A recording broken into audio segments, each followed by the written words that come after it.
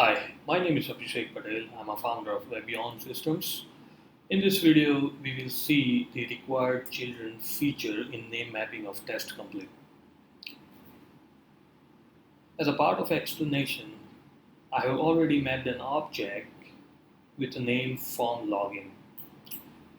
And here is the screenshot of an object, which you can also see over here. Okay, this is the form object that I have just mapped. Now if you notice, there are no attributes to this form object. So when you are writing your automated scripts, you may encounter the objects which do not have any unique attributes. Okay, but it does have a child objects which has a unique attributes. During this situation, you can use the unique attributes of children to identify the parent web object. What I mean by this is, now this form login has all these children's like button login, password, and this text box username. Okay, and if I click on this, you can see it has unique attributes like ID string. Okay, this ID string, that is username, this is unique. The ID string for password object is unique.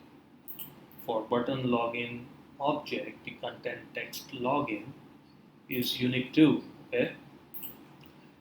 Now let's identify this form login web object using the unique attributes of its children. Okay. So for that, first click on the web object. Okay, that is form login, and now here on the right side on this first quadrant of name mapping, click on this required children. Okay.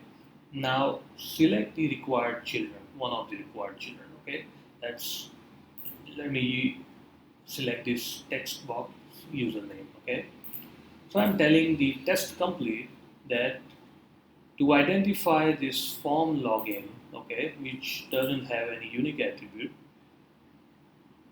go ahead and look for its children, which is text box username, which has a unique attribute. So now TestComplete will identify this web object, that is a form, using the unique attributes of this text box username, which is the children of this form login. Okay, so this is how you use the required children feature of name mapping in a TestComplete. You can use more children as well. Okay, all the children I have selected. Okay, so that's it in the required children feature of name mapping in TestComplete. If you have any questions or doubt, please write me up in the comment section of this video. Thank you very much. Until next time.